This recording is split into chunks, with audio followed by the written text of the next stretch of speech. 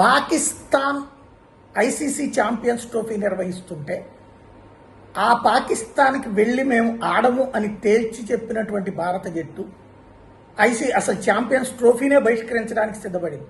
పాకిస్తాన్ లేదు మా దగ్గర ఆడి తీరాల్సిందే అని చెప్తే, అయితే ఎట్టకేలకు భారత్ తో, ఎందుకంటే అక్కడ ఛాంపియన్స్ ట్రోఫీలో భారత్ లేకపోతే వృధా ఆట, అందులో అసలు క్రికెట్లో భారత్ లేనటువంటి సిరీస్ అంటే వేస్ట్ అనేటటువంటి సిచ్యువేషన్ ఐసీసీ లాంటి దాకా. అందుకనినే పాకిస్తాన్ ఎట్టకేలకు అంగీకరించి దుబాయ్లో ఒక తటస్థ వేదిక మీదన ఆడటానికి సిద్ధపడింది. భారత్ ఆడే మ్యాచ్లన్నీ దుబాయ్ వేదికగా అన్నట్టు. ఇట్లాంటి సందర్భంలో 4 వికెట్ల తేడాతో ఘన విజయం సాధించడం టీమిండియా అనేది అనూహ్యం కాదు, అందరూ ఊహించింది. కానీ చివరిలో మాత్రం యమా టెన్షన్ క్రియేట్ చేసినటువంటి పరిస్థితి.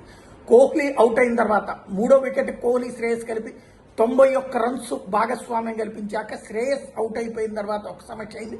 అయితే రాహుల్ జాగ్రత్తగా సెట్ చేస్తున్న సందర్భంలో ఇబ్బంది పడినటువంటి పరిస్థితి. దుబాయ్ కండిషన్ చక్కగా ఉపయోగించుకుని కోహ్లీ 50 పరుగుల్ని ఉట్టి సింగిల్సే తీశాడంటే పరిస్థితి ఏంటో అర్థం చేసుకోవచ్చు. బౌండరీలు రాకపోయినా సరే సింగిల్స్ డబుల్స్తో రొటేట్ చేసుకుంటూ వచ్చాడు.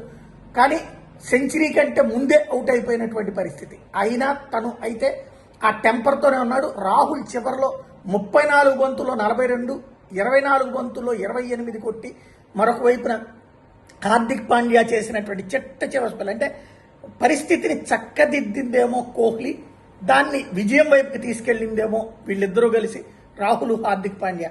ఫైనల్గా లాస్ట్ బంతిలో 6 బాది మరి విజయం సాధించడంతో భారత్ జట్టు ఇవాళ ఫైనల్స్కి చేరిపోయింది. సెమీఫైనల్స్లో అద్భుతమైన విజయం సాధించి ఫైనల్స్కి చేరిపోవడం, ఛాంపియన్స్ ట్రోఫీలో ఇక కప్పు కొట్టడం ఒక్కటే మిగిలింది.